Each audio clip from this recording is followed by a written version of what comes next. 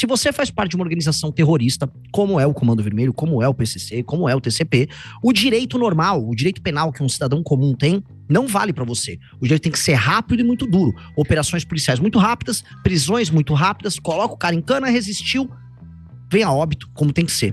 Esse é o direito penal do inimigo e isso tem que ser executado para que o governo declare guerra às facções. Porque... Neste momento a gente recebe agora no programa Os Pingos nos Is o Renan Santos, que é cofundador do MBL, do Partido Missão, para repercutir conosco também essa mega operação, a mais letal da história. Muitas mortes, muita apreensão de armas, muitas pessoas presas também e muita repercussão. Renan Santos, boa noite, bem-vindo. Boa noite, Kobayashi. Boa noite a todos. Uma honra estar aqui com vocês. Espero poder contribuir com o debate, que já está muito bom. Renan, eu quero já a sua análise inicial, aí, um panorama geral de como você avalia essa operação no Rio de Janeiro e toda a repercussão política que a gente está vendo nesse dia seguinte. Bom, o objetivo da operação era prender inúmeras lideranças do Comando Vermelho, que já tinham ordens de prisão expedidas, em duas áreas que são totalmente dominadas por essa facção. Tanto o Complexo da Penha, quanto o Complexo do Alemão. A gente precisa entender o Complexo da Penha, em especial esse, como uma espécie de capital, a fortaleza, né, o prédio central onde opera boa parte da inteligência do Comando Vermelho. Portanto, eles fazem propaganda, fazem shows, fazem eventos, dando conta de aquele local, vamos dizer, é uma área sagrada, é o território interno deles. O próprio Oruan, vamos dizer, porta-voz do Comando Vermelho, filho do Marcinho VP, já dizia que a polícia jamais poderia subir para pegar ele. A operação foi um sucesso porque ela entrou nessa área, derrubando o mito de que eles são invencíveis, que é um mito que eles tentam construir, inclusive, para oprimir a população que vive lá, e prendeu quem precisava prender. E, obviamente, como ninguém quer ser preso de graça, né, o Comando Vermelho é um grupo armado, com fuzis, com armas de alta letalidade, eles reagiram, e aí quando você reage, você é um bandido, você reage, você vem a óbito. Então, nesse sentido, o número de pessoas que morreram, né, guerrilheiros de uma organização terrorista, como é o caso do Comando Vermelho, a gente comemora. A gente não lamenta. E aí eu fico preocupado quando inúmeros setores da imprensa e todas essas ONGs de direitos humanos vêm a público para tentar inverter, né, fazer a famosa inversão de narrativa e dar conta de que foi uma chacina. Não foi. O Estado brasileiro foi numa área que deveria ser do Estado brasileiro, que está ocupada de maneira ilegal por um ente invasor que é o Comando Vermelho, e fez um trabalho de retomada e imposição, ainda que temporária, de lei e ordem.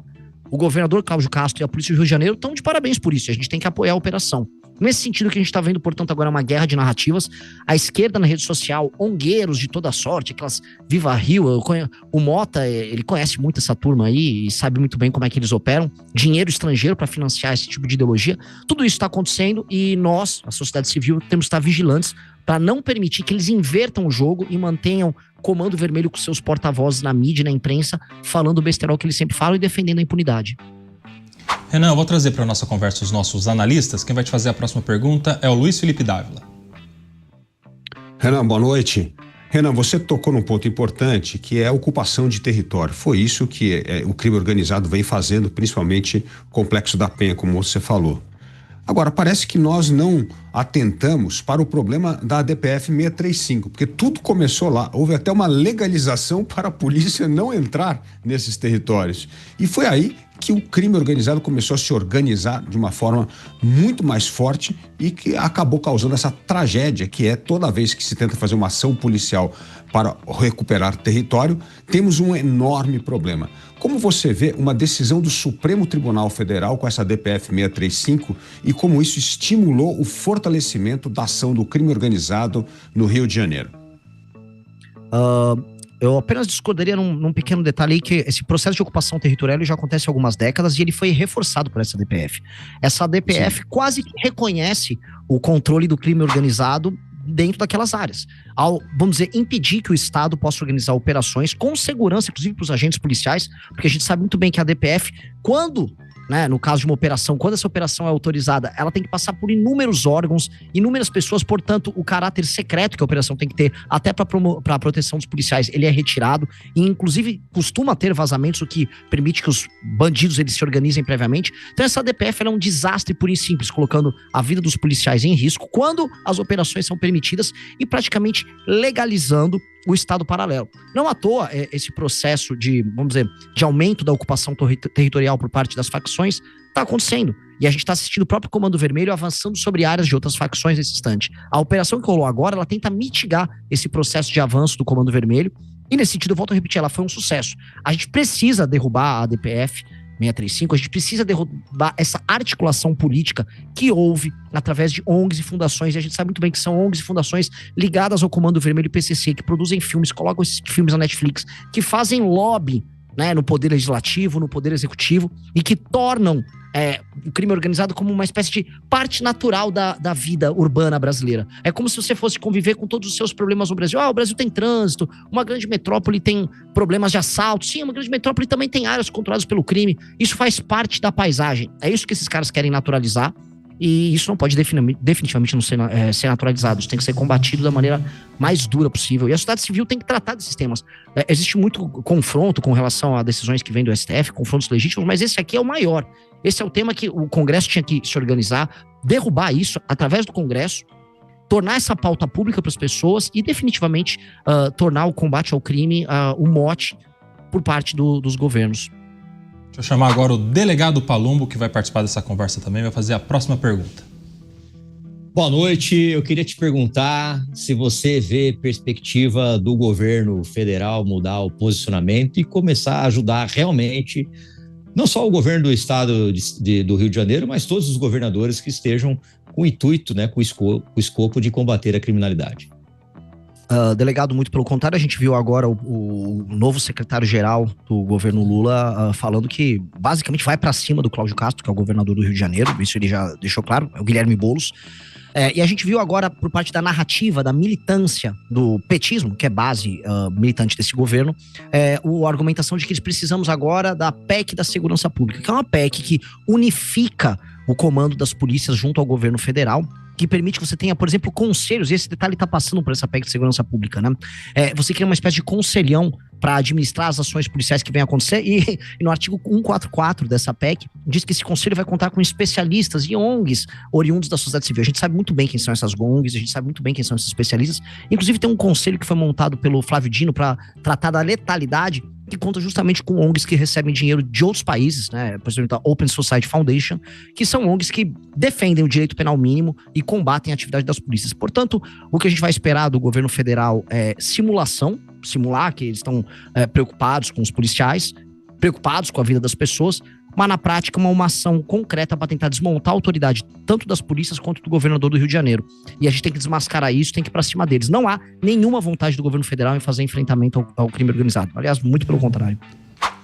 Deixa eu chamar agora, para fechar, o Cristiano Beraldo, que vai fazer a última pergunta. Renan, boa noite. Você é pré-candidato a presidente pelo Partido Missão e imaginando que nesse governo o enfrentamento não será feito e no próximo governo não adianta se perder tempo com narrativas, eu gostaria de te ouvir sobre quais medidas um presidente da República deve adotar para suportar os governadores no combate e para vencer o crime organizado e restabelecer a ordem natural das coisas no Brasil. Perfeito, Cristiano. De maneira muito clara, a luta contra o crime ela tem que ser dividida em duas ações. Uma ação óbvia e clara é a declaração de guerra contra o crime organizado. Então você vai precisar isolar quem é o crime organizado, quem são essas facções e impor a eles um direito diferente. Existe uma tese que chama direito penal do inimigo, já foi aplicada, por exemplo, pelos Estados Unidos, em Guantánamo, contra as organizações terroristas, que parte da seguinte premissa: se você faz parte de uma organização terrorista, como é o Comando Vermelho, como é o PCC, como é o TCP, o direito normal, o direito penal que um cidadão comum tem, não vale pra você. O direito tem que ser rápido e muito duro. Operações policiais muito rápidas, prisões muito rápidas, coloca o cara em cana, resistiu, vem a óbito, como tem que ser. Esse é o direito penal do inimigo e isso tem que ser executado para que o governo declare guerra às facções. Porque passou de qualquer limite, hoje as facções fazem ocupação territorial, elas estão inseridas em inúmeros elos da cadeia produtiva brasileira. Então o negócio ali é pegar, destruir. Resistiu, matou. Prendeu, matou, que é um slogan que a gente usa como mote, inclusive, para alertar as pessoas. Do outro lado, ao cidadão. E ao cidadão que comete crime não é faccionado. Pois bem, o cidadão que comete crime não é faccionado também tem que ter leis mais duras. A gente tem que alterar o Código de Processo Penal, acabando com a progressão de pena, acabando com as saidinhas. Existem, inclusive, muitos projetos que estão já no Senado, passaram na Câmara, que era só o Alcolumbre botar para votar, que já alterariam essa dinâmica. Leis que pegam, por exemplo, reincidentes. Hoje, coisa de 71% dos presos que saem da cadeia, eles voltam a cometer crimes. 65% dos homicídios, por exemplo, são cometidos por reincidentes. Portanto, mexer na reincidência, cometeu 2 crimes violentos, vai ficar em cana e por muito tempo, mais de 30 anos. Isso tem que ser feito por não faccionado. Essas duas medidas têm que ser tomadas no primeiro dia de governo do novo presidente da República. E aí sim você tem uma ideia de guerra contra o crime.